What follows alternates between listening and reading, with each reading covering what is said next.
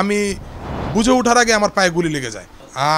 আমি এখন মোটামুটি বলতে পারেন যে আমি এখন মোটামুটি সুস্থ, কিন্তু চিকিৎসা বাবদ যে আমার যে অর্থনৈতিক একটা ড্যামারেজ হয়েছে, সেজন্য আমার ফ্যামিলি একটু সাফার করছে। সে নিয়ে আমি এখন আসলে খুব দুশ্চিন্তায় আছি, কারণ এখন ভার্সিটি বন্ধ করে দিতে হচ্ছে, আমার কর্মক্ষেত্রে আমি যেতে পারছি না, আমার ফ্যামিলিতে আমি টাকা দিতে পারছি না। সেই ক্ষেত্রে আমি খুব এখন অসহায় অবস্থায় আছি। বিকাল 5টার সময় আমি একটা মসজিদের ভেতরে যাই, যে আমি কিছুক্ষণ রেস্ট নেই, আমার কারণ আমি টিআরসেল। তারপর আমি আমার 2 বন্ধু, ওদেরকে নিয়ে আমি সামনের দিকে যাই, যে দেখি কি অবস্থা, আমাদের যদি আইবিটির কেউ থাকে তাদেরকে নিয়ে আমি চলে যাব। হ্যাঁ, এখন প্রায় 5টা বাজে, আমাদের অনেকেই চলে যাচ্ছি। তা আমি চলে যাব সেই উদ্দেশ্য করে আমি সামনে যাই। সামনে যাওয়ার সাথে সাথে আমার পায়ে একটা গুলি লাগে। আমাদের ভেতরে অনবরত গুলি হয়। আমার সাথে যে 2 বন্ধু ছিল তারা রাস্তায় শুয়ে পড়ে নিজের জীবন বাঁচানোর জন্য। আমি বুঝে ওঠার আগে আমার পায়ে গুলি লেগে যায়।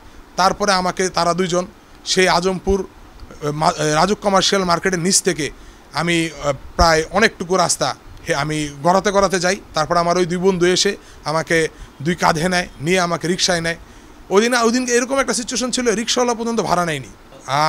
আমি এখন মোটামুটি বলতে পারেন যে আমি এখন মোটামুটি সুস্থ, কিন্তু চিকিৎসা বাবদ যে আমার যে অর্থনৈতিক একটা ড্যামারেজ হয়েছে, সেজন্য আমার ফ্যামিলি একটু সাফার করছে, আমিও সাফার করছি। আমি কবে অফিসে ফেরত যেতে পারবো, কবে আমি আমার কর্মক্ষেত্রে ফেরত যেতে পারবো, আমি আমার কবে ভার্সিটি কন্টিনিউ করতে পারবো, সে নিয়ে আমি এখন আসলে খুব দুশ্চিন্তায় আছি। আমি লাস্ট সেমিস্টার, আমার এই সেমিস্টার যদি গ্র্যাজুয়েশন কমপ্লিট হয়ে যেত, সামনের বছর থেকে নতুন কোনো চাকরিতে যোগ দিয়ে আমি আমার ফ্যামিলির ভারটা নিতে পারতাম। বাট এখন কোনোভাবেই মনে হচ্ছে না যে আগামী 3-4 মাসেও আমি ভালো কিছু করতে পারবো, কারণ এখন ভার্সিটি বন্ধ করে দিতে হচ্ছে, আমার কর্মক্ষেত্রে আমি যেতে পারছি না, আমার ফ্যামিলিতে আমি টাকা দিতে পারছি না। সেই ক্ষেত্রে আমি খুব এখন অসহায় অবস্থায় আছি। আমি বিভিন্নভাবে জোগাড় করেছি। আমার এক বন্ধু আমাকে 10,000 টাকা দিয়েছে, আমার বাবা আমাকে 5,000 টাকা দিয়েছে, আরেক বন্ধু 3,000, কোনো বন্ধু 2,000, 1,000 এভাবে করে দিয়েছে।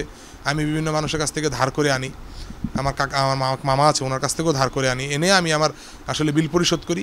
আমি যে হাসপাতালে ছিলাম, শিনশিন হাসপাতাল, সে আমাকে ওনাদের ঊর্ধ্বতন কর্মকর্তা আমাকে ডিউ রাখার একটা সুযোগ দেয়। আমি বিভিন্নভাবে সে টাকাগুলো আস্তে আস্তে করে তাদেরকে পরিশোধ করি। আমার প্রায় অলরেডি এখন পর্যন্ত 60 থেকে 70,000 টাকা খরচ হয়ে গেছে। খামেরা তো দাগ হয় কিভাবে? এই যে ভাবি, দাগও যাবে রাগও যাবে, নিন চাকা সুপার হোয়াইট। আমি আসলে খুবই এখন খুব খারাপ অবস্থায় আছি। এই টাকাগুলো আমার ভবিষ্যতে পরিশোধ করতে হবে, সেটা নিয়েও আমি খুব চিন্তিত। আমি এখন পর্যন্ত উপদেষ্টাদের যে বলেছে যে আমাদেরকে বিভিন্নভাবে করা হবে, সেটা বলেছে আগস্টের 20 তারিখ, বাট আমি আহত হয়েছি জুলাই মাসের 18 তারিখ, প্রায় 1 মাস পর। তো 1 মাসের ভেতর তো আমার সে বুলেটটা বের করতে হবে পায়ে থেকে। আমি সে কাজটা করেছি। এখন যারা হাসপাতালে এখনও আছে তাদের অবস্থা আরও বেশি খারাপ।